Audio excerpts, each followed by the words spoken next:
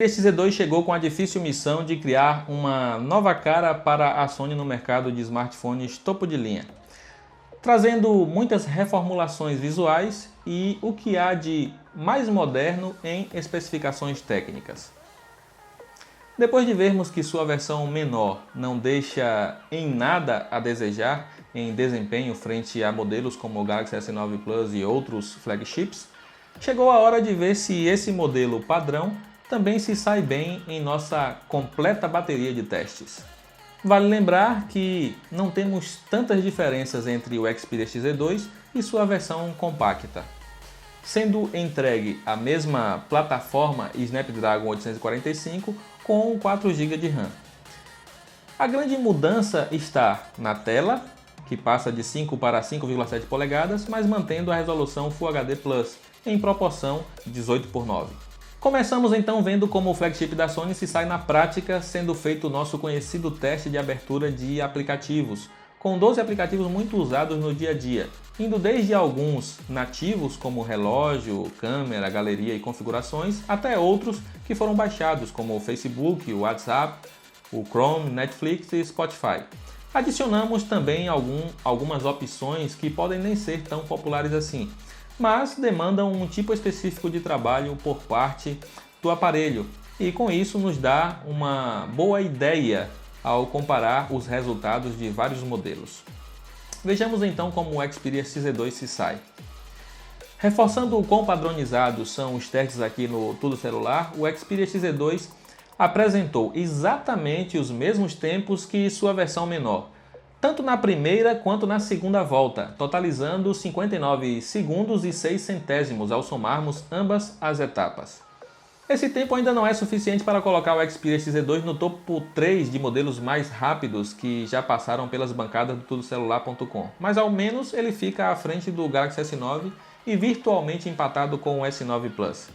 se aproximando bastante do OnePlus 5T, o OnePlus 5 e iPhone X, que até então são os líderes de velocidade.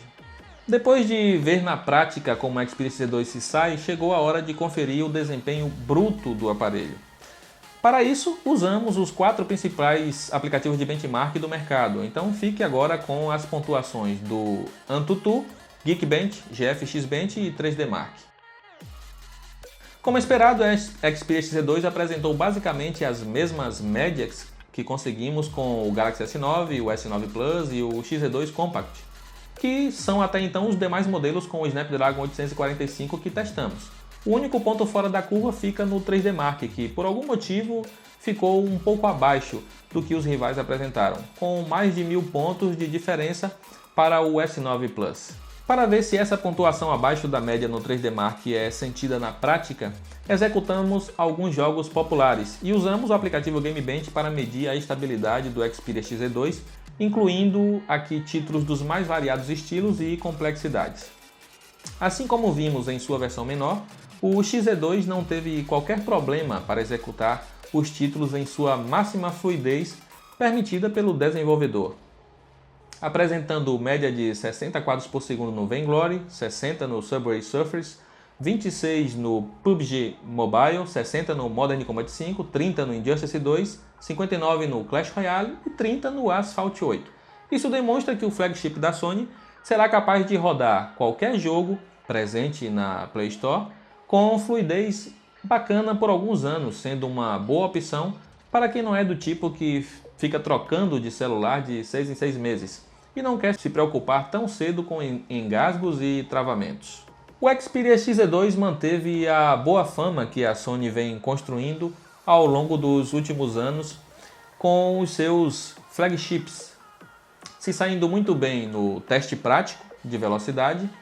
e também conseguindo rodar todos os jogos que testamos sem pestanejar. Por ter uma interface limpa visualmente, as transições são rápidas e fluidas, não sendo notados atrasos ao alternar entre aplicativos ou voltar para a tela inicial, por exemplo. O ponto negativo aqui fica na comercialização,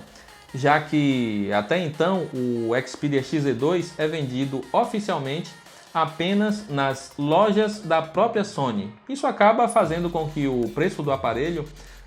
não baixe tanto nas semanas seguintes ao seu lançamento,